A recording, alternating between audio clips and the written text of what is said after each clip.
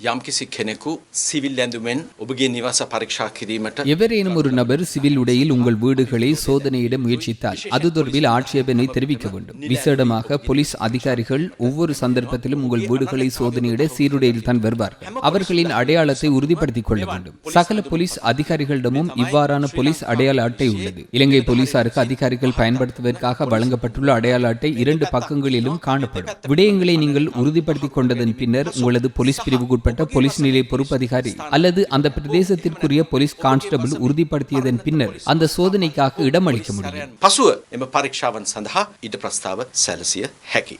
இந்நிலையில் சுற்றுலா உள்ளிட்ட நடவடிக்கையின் போது வீடுகளிலிருந்து வெளியிடங்களில் இருக்கும் போது அது தொடர்பான தகவல்களை சமூக வலைதளங்களில் பகிர வேண்டாம் என போலீசார் கோரிக்கை விடுத்துள்ளனர். அவ்வாறான செயற்பாடுகளினூடாக திருட்டுச் சம்பவங்களின் எண்ணிக்கை அதிகரித்துள்ளதாக தெரிய வந்துள்ளது. ලබන මාසයේ දෙසැම්බර් මාසේ අපි සියල්ලම அடுத்த மாதம் டிசம்பர் மாதம் நாம் அனைவரும் பண்டிகை காலத்திற்காக தயாராகுவோம். சுற்றுலாக்கள், மத வழிபாடுகள் உள்ளிட்ட ஏனைய பயணங்களை நாம் பயணிப்போம். நீங்கள் செல்லும் இடங்கள் தொடர்பில் சமூக வலைதளங்களில் பதிவிடுவதை நாம் பார்த்திருக்கிறோம். அது பொருத்தமானதல்ல. உங்கள் தொடர்பிலும் உங்களது வீடு தொடர்பிலும் இருக்கும் நபர் ஒருவருக்கு அது சிறந்த வாய்ப்பாக அமையும். நீங்கள் இருக்கும் இடம் தொடர்பில் எவரும் தெரிந்து கொள்ள வேண்டிய தேவையில்லை. நீங்கள் பயணத்திற்காக மேற்கொள்ளும் வாகனத்தின் உரிமையாளர், சாரதி, அதன் இயந்திர கோளாறுகள் தொடர்பில் நீங்கள் கவனம் செலுத்தியுள்ளீர்கள். பயணத்தை உரிய முறையில் மேற்கொள்ள பொருத்தமான சாரதி உங்களுடன் இருக்கின்றாரா உள்ளிட்ட விடயங்கள் தொடர்பில் நீங்கள் அவதானமாக இருக்கின்றீர்கள்.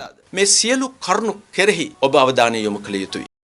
இந்நிலையில் கொட்டாஞ்சேனை பகுதியில் இடம்பெற்ற துப்பாக்கி சூட்டு சம்பவம் தொடர்பில் மேலும் 4 சந்தேக நபர்கள் கைது செய்யப்பட்டுள்ளனர்.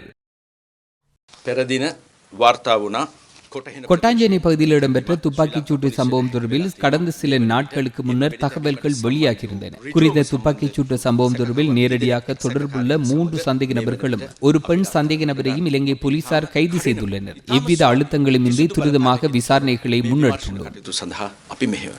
வத்தளை பிரதேசத்தில் விபத்தொன்றை ஏற்படுத்தி அங்கிருந்து தப்பிச் செல்ல முற்பட்ட நபரிடமிருந்து துப்பாக்கி ஒன்று கைப்பற்றப்பட்டது.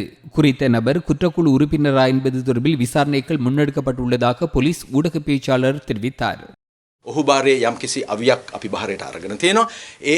அவரிடமிருந்த ஆயுதம் ஒன்றை நாம் கைப்பற்றியுள்ளோம். அந்த ஆயுதம் அவருக்கு எவ்வாறு கிடைக்கப்பெற்றது, எந்த நோக்கத்திற்காக அதனை வைத்திருந்தார், குறித்த ஆயுதத்தை பயன்படுத்தி வேறு குற்றங்கள் இடம்பெற்றுள்ளதா என்பது தொடர்பில் வத்தளை போலீசார் மேலதிக விசாரணைகளை முன்னெடுத்துள்ளனர்.